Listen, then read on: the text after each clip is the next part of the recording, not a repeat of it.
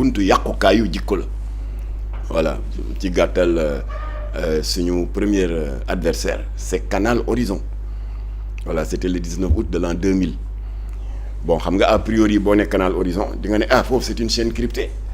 une chaîne privée lu ci yoonu Jamra kay suñu yoon a ngi ci parce que bu leen fàtte ne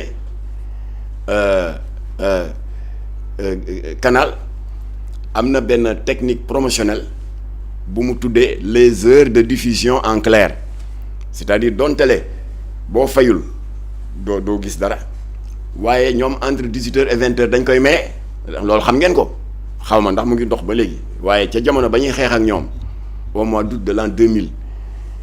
heure de diffusion en clair boobu fa lañ doon jàllale seen caay-caay mu di benn série bu bon érotique pornographique xale yi di ko seetaan gratuitement ñu di ko tuddee confession érotique mais xale yi bu wàcce jotee xale yu primaire yi dañu ne daan daw yàkkamti waaye lan la ñu ne ay confession érotique tey lay daw bu ñëwee sànni seen sac rek daal di scotché wu ci télé bi kenn du fay ça et 2 heures de temps Canal daf ko daan mais ngeen ne duñu wax dinañu wax alors loolu waral nag dañu ne dans un état de droit boo xam ne kenn amul droit fajal sa bopp ñu daal di def plainte avant ñu def plainte sax dañu def li ñuy baaxoo def parce que suñu diine moo ko santaane suñu borom moo ne wa amruhum shura baynahum yéen jaam yi da leen di faratal shura moom la tubaab di wax concertation wala di ko wax diisoo loolu la ñu def ak direction Canal benn tubaab moo ko jiite woon tubaab bu réew ba ñu ñëwee mu recevoir ñu dans son bureau il n'a même pas daigné s'asseoir dañoo mu ne waaye vous savez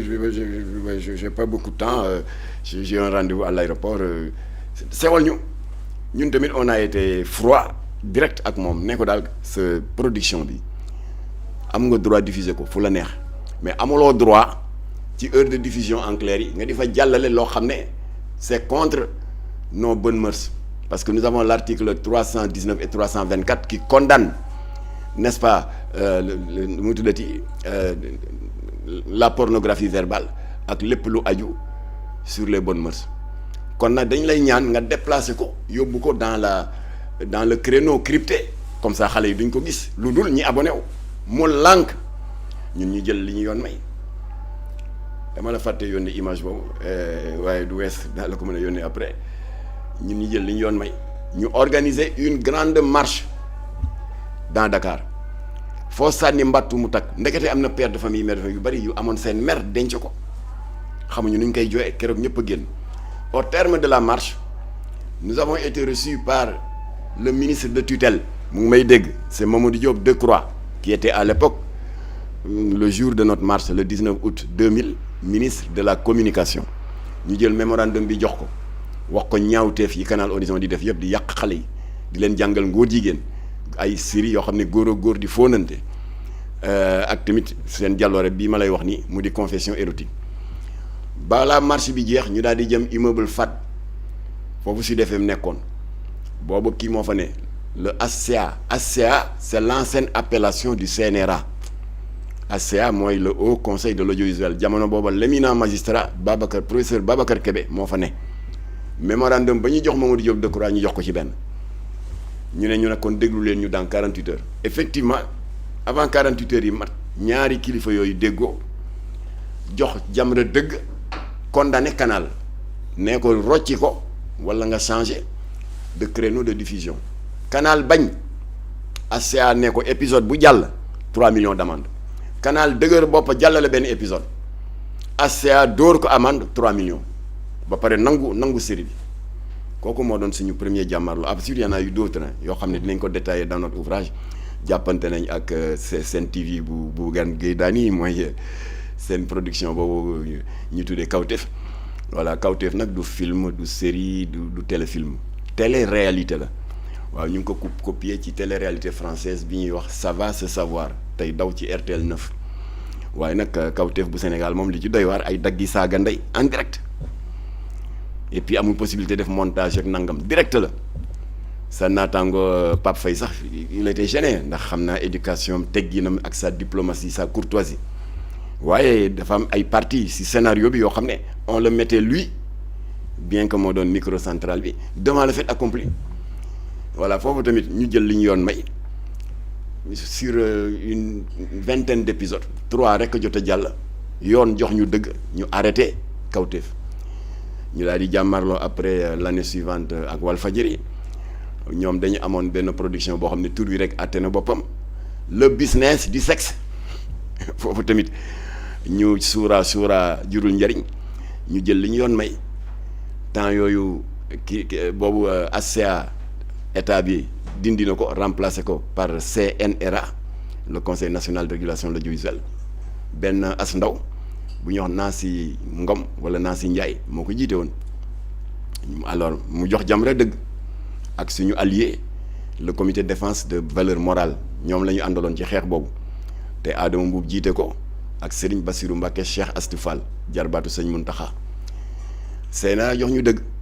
daal di wax Walfadjri arrêté la production bi mu lànk ne du ko arrêté CNRA ne ko épisode bu jàll 5 millions d'amende mu lànk jàllale benn épisode gars yi dóor ko 5 millions d'amende mu lànk ne du fay Nancy moom dafa pànk boo xam ne am fayda xam nga fu mu dem sûreté urbaine ci commissaire Alaaji Cheikh Dramé abba leen moto courrier yooyu di yóbbu courrier yi alors pour wax ko daan bi ñu ko teg motard boobu la ko jox mu yóbbu ko gars yi ne ko comme que nanguloo fay wax nañ la nga arrêté ko mu bañ alamaan la nga ne doo fay kon léegi dans jëlal say disposition dans temps d'heure dañuy couper signal waaye mu daal di obligé xëcc tiroiram def benn chèque 5 millions xam nga loolu xajoon na feneen bon y en a à boire et à manger en maîtresse d'un homme marié ak yeneen yu bon combat yëpp et cetera alors kon loolu Jamra du gendarme de la morale du le directeur de la conscience de qui que ce soit waaye dañu bokk ci askan wi ami doom ami jarbaat ami mbokk ami tout tànk qui sont des consommateurs moo tax keroog laa doon tooñ sama doomu ndey Momar Ndaw di def liggéey bu am solo à la tête de cette organisation consumériste ñu di ko wax ASCOSEN association sénégalaise des consommateurs alors je dis souvent dans nos émissions taxawaay bi Momar Ndaw am ak ASCOSEN ñun taxawaay boobu la ñu am à titre d'exemple ñoom daaw rek ci seen domaine d'activité am nañ jàlloore boo xam ne képp kuy père de famille tey lekk ceeb comme le sekkeen war nga leen ci gërëm parce que ñoom dañu jékki-jékki gis benn ceeb bu envahir le marché jigéen ñi bëgg ko lool ndax dafa weex comme ceeb sew comme ceeb rafet waaye fi li indi ñaaw njort mooy dafa yomb di imposer une concurrence déloyale aux autres commerçants ñoom Momar Ndaw daal di ut échantillon yóbbu ko ñu analyser ko ñu gis ne dafa am cristaux de gel moom lañ ko raxale pour mu sakkan te cristaux de gel avec l'habitude de la consommation c'est cancérigène ñoom loolu la ñuy def ñu daal di def li Jamra di def ministère du commerce ànd ak ñoom ànd ak ay takk der ñuy wër marché yi di nangu ceeb yi ki ko fi dugal nangami conteneur ñu jàpp ko refoulé conteneur yi ba pare ñu moom ñu dóor ko 40 millions d'amende alors ma ne nag noonu ñoom ASCOSEN di def di défendre askan wi ci liy dugg ci seen i biir ñun jàpp nañu ne du ceeb bu bon beeg du tomate bi varié ak produit de conserve yi nga xam ne dafa périmé rek mooy produit de consommation du loolu rek mooy produit de consommation dérive audiovisuelle yi suñu doom yi di consommer bu ci mel ni réewu leen muy dugg ci seen i xel ak seen i yóor di fa wane de jeunes acteurs yoo xam ne góor lañu waaye exprès dañ leen diwal fond de teint rosa ñuy regeju di dammi loxo produit de consommation la kenn du ko fi bàyyi mu jàll benn ngoog ak yi ma tudda léegi yooyu aussi ci li yàq la bokk sans compter tamit yeneen production yuy xeex diine ak di lawal idéologie maçonnique voilà kon taxawaay Jamra lool la légitime défense la dañu nekk ci penc mi producteurs audiovisuels yu ëppale wuñu fi kenn droit am nañ droit produire waaye nag nañu xool ba xam dëppoo na ak suñuy charte valeur ak suñu gëm-gëm ak suñu diine te du Sénégal rek ñooy def loolu am na yeneen kuréel yu mel ni Jamra ci yeneen dëkk États-Unis Sénégal mën na bàkkoo ba pànk ba bëgg a wax ne ñoo leen gën a ittewoo sàmm la liberté d'expression et de création artistique Sénégal mën na am boobu pànk te pourtant demal nga laaj waa Netflix defaroon nañ fi daaw jéeg benn production bu tudd Mignonne wane ay jigéen 16 ans 17 ans 18 ans ci loo xam ne moom mari d'Italie waaye c'est des organisations consuméristes ñoo jóg ne du fi dawe benn jot naa rëcc mais duñ ko bàyyi mu jàll ñu yàq suñu njaboot. Et il y a eu une personnalité de premier plan muy le sénateur républicain Ted Cruz, le sénateur du Texas moo jiite fronde bi procureur Paxson jox leen dëgg ñu jox injonction n'est-ce pas à Netflix d'arrêter cette série arrêté nañ ko. boo demee dans les pays du Golfe amoon na fi coow lu fi am daaw toujours ak Netflix parce que pays Golfe yi dañuy bind benn mémorandum ñoom 5 yëpp ñu signé ko Arabie Saoudite Koweït Oman Bahreïn ak Qatar daal di bind Netflix ne quoi dëgg la yaa ngi def une exploitation commerciale ginnaaw bi ñu la autorisé ngay diffuser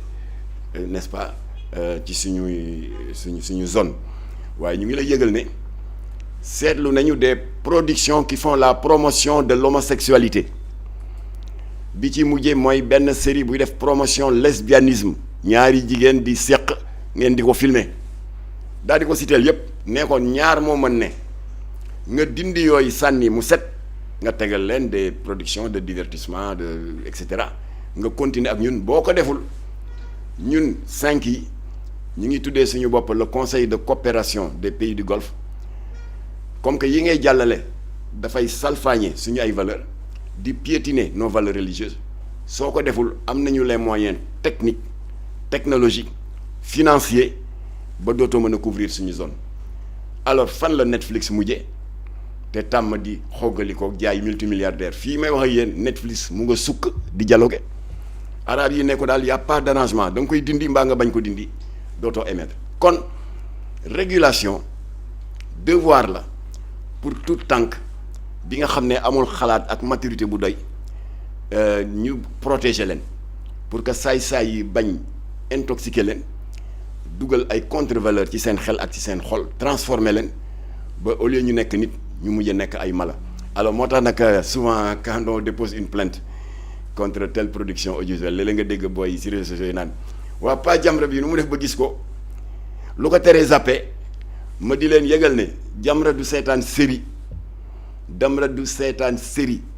ça ne nous intéresse pas ce n'est pas que dañu xeeb wala dañuy mépriser producteurs yi déedéet ça ne nous intéresse pas léegi la question se pose de savoir na ngeen def ba gis ko voilà la question ni CNRA amee commission de visionnage yaa xay Jamra dafa am sa commission de visionnage une vingtaine de volontaires ay bàjjenu gox ay sëriñu daara ay délégués de quartier ay étudiants ñooy suñu bët di suñu nopp lu ñu gis loo xam ne lu yàq la par exemple réewu leen di wane ay jeunes homosexuels en premier plan di jouer ay rôle yoo xam ne la ca nekk gis ngeen ko parce que je ne vous apprends rien alors bu ñu gisee yu mel noonu ils prennent des extraits def ko ci clé USB ñu joindre ko à notre plainte déposer benn procureur déposer benn CNRA jox ñu dëgg ñu arrêté ko kon noonu lay demee. Mously Immo Sénégal moo leen di indil saafara ci jafe-jafe bu ngeen am ci wàllum immobilier yow mi bëgg a jënd kër yow mi bëgg a tabax wala nga jaay sa terrain jokkool ak waa Mously Immo ku am sa kër bëgg ku la ko terrassel wala nga am sa tool bëgg ku la ko lotisel defal la ko ay terrain Mously Immo Sénégal daf leen koy jàppandal gunge leen ci anam gu mucc ayib ku am sa kër itam te nekkuloo ci biir réew mi bëgg ku la ko toppatool gérer la ko Mously Immo moo ci gën a gaaw gën ci wóor ku bëgg réfectionner tabax wala nga defar plan architecte mën nga jokkoo itam ak waa Mously Immo Sénégal mën ngeen leen a woo ci 77 887 25 13 77 887 25 13 Mously Immo indi saafara ngir jëndum kër tabax jaayum terrain terrasse yi ay tool wala lotissé ko defal leen ko ay terrain loolu lépp Mously Immo moo ci gën a gaaw man ngeen itam abonné ci seen chaîne YouTube Mously Immo Sénégal ngir am yeneeni xabaar yu gën a dëggu wala itam wàllum conseil ci wàllum immobilier fii ci biir réewum Sénégal